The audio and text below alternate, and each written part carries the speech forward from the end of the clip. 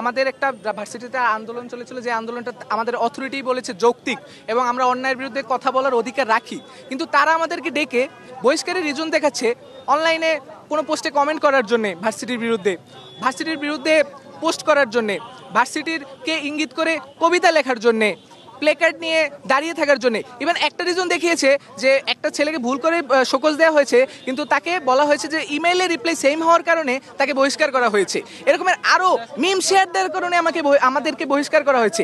আমাকে বহিষ্কার করা হয়েছে, আমি বিসি নিয়ে একটা কমেন্ট করেছি, এই কারণে আমাদেরকে বহিষ্কার করা হয়েছে। এরকমের আরও ফালতু রিজনে আমাদের 26 জনকে বহিষ্কার করা হয়েছে। এবং এই 26 জন সবসময় অন্যায়ের বিরুদ্ধে কথা বলতো এবং ভার্সিটির সকল স্বৈরাচারী আচরণের বিরুদ্ধে কোশ্চেন তুলতো। এদেরকে টার্গেট করে করে কোনো বিনা রিজন দেখে, কোনো রিজন ছাড়া এদেরকে বহিষ্কার করা হয়েছে। আমরা রাস্তায় অবরোধ করার আগে অথরিটির সাথে যোগাযোগ করার 2 মাস ধরে চেষ্টা করেছি, তারা আমাদের কোনো রকম রেসপন্স, ইমেল কিছু করে নাই। ইভেন আমরা ইউজিসি গিয়েছি 7 বারের বেশি, ইউজিসি থেকে আমাদেরকে বলা প্রতিবার আশ্বাস দেওয়া হয়েছে আমরা দেখছি। 2 মাস অতিবাহিত হয়ে গিয়েছে, আমাদের বহিষ্কার পার্মানেন্ট হয়ে গিয়েছে, তারপরেও তারা কোনো স্টেপ নিতে পারেনি। তারা বলেছে যে আমরা সব ধরনের ব্যবস্থা নিয়েছি, আমাদের হাতে যা যা আছে আমরা সব ধরনের ব্যবস্থা নিয়েছি, কিন্তু আমরা এর বেশি কিছু করতে পারছি না, এখন তোমাদের যা করার তোমরা করো। এরপরেও আমরা ধৈর্য নিয়ে মন্ত্রণালয়ে গিয়েছি, আমাদের মন্ত্রণালয় থেকেও নিরাশ হয়ে ফিরে আসতে হয়েছে। তারাও বলেছে তাদের হাতে কিছু নেই। তাহলে আমরা কাদের কাছে যাব? আমরা তাহলে কাদের কাছে এখন ন্যায় বিচার পাবো? আমাদের কারণগুলো এখন কারা শুনবে? আমরা সব রকমের প্রশাসনিক কার্যক্রম সম্পন্ন করে আমরা রাস্তায় আসতে বাধ্য হয়েছি, না হলে আমাদের জনদুর্ভোগ সৃষ্টি করার কোনো রিজন নেই। আমরা একটা বছর ধরে ভার্সিটির মধ্যেই, ক্যাম্পাসের মধ্যে, গ্যালারির মধ্যেই আন্দোলন চালিয়ে যাচ্ছিলাম। আমাদের দমন পীড়ন সব রকমভাবে আমাদেরকে হেনস্থা করার চেষ্টা করা হয়েছে, আমরা তাও রাস্তায় নামিনি। কিন্তু আমরা আজ রাস্তায় নামতে বাধ্য হলাম।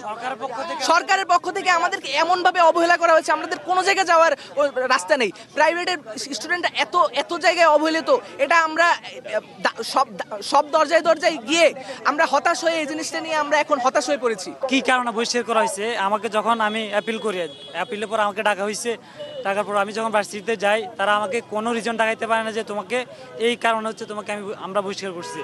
তারা হচ্ছে আমাকে দেখায় আমার আপিল লেটার বাকি 5 জনের মতো সেম কেন, এটা দিয়ে হচ্ছে তারা আমাকে জেরা করে। মানে আমাদের প্রায় হচ্ছে প্রত্যেকটা স্টুডেন্টকে তারা অন্যায়ভাবে এরকম কোনো না কোনো রিজন, কেউ ফেসবুকে পোস্ট দিছে, এটা আমরা ভাবতেছি তারা হচ্ছে, মানে আমরা ভাবতেছি না, আমরা দেখছি যারা হচ্ছে বহিষ্কার করছে। এখানে বঙ্গবন্ধু পরিষদের সভাপতি আছে, সেক্রেটারি আছে, মানে হচ্ছে যে আওয়ামী লীগ, ওরা হচ্ছে আওয়ামী লীগ পক্ষ, আর আমরা হচ্ছে সবাই, মানে আমরা জুলাইতে আমরা সম্মুখ সারিতে আমরা ছিলাম।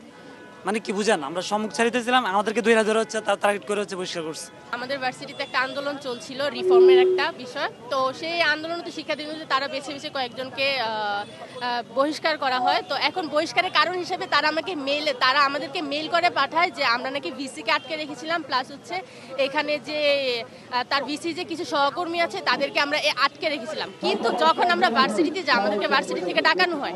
তো যখন আমরা ভার্সিটিতে যাই, তখন আমাদেরকে কারণ হিসাবে দেখানো হয় যে কেউ হাতে প্লেকার্ড ছিল, কারো হাতে কেউ হচ্ছে পোস্ট করেছে, কেউ কমেন্ট করেছে, কেউ মিমস শেয়ার করেছে, যার কারণে আমাদেরকে বহিষ্কার হয়েছে। কিন্তু তারা আমাদেরকে মেলে পাঠালো একটা কারণ, কিন্তু যখন আমরা ওইখানে যাই তখন আমাদেরকে দেখালো আরেকটা কারণ। কেন?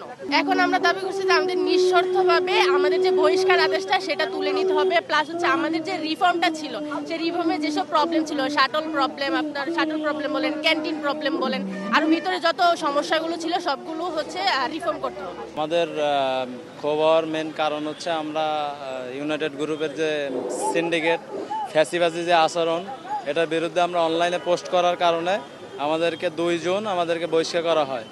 আমরা এর মধ্যে ইউজিসিতে 7 বার গিয়েছি, শিক্ষা মন্ত্রণালয়েও আমাদের চিঠি পাঠানো হয়েছে, কিন্তু তাদের কাছ থেকে কোনো আশানুরূপ ফলাফল আমরা পাই নাই। আমাদের বহিষ্কার কী জন্য করা হয়েছে সেটা তো একান্তভাবেই ইউনাইটেড গ্রুপ জানবে বা ইউনাইটেড ইউনিভার্সিটি জানবে।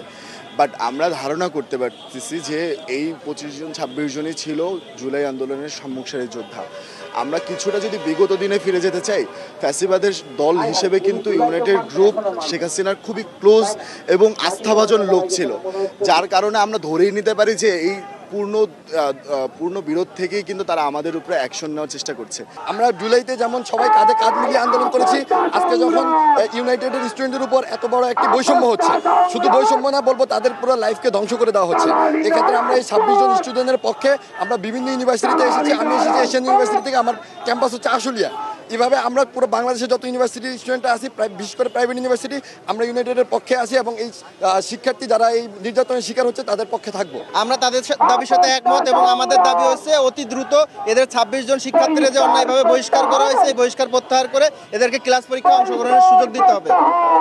আমি একজন প্রাইভেটিয়ান, তারাও একজন প্রাইভেটিয়ান, এবং একজন প্রাইভেটিয়ান হয়ে আরেকজন প্রাইভেটিয়ানের পাশে দাঁড়ানোটা আমাদের নৈতিক দায়িত্ব। এবং তাদেরকে যে 25 জন 26 জন শিক্ষার্থীকে বহিষ্কার করেছে, সেটা অন্যায়ভাবে বহিষ্কার করেছে।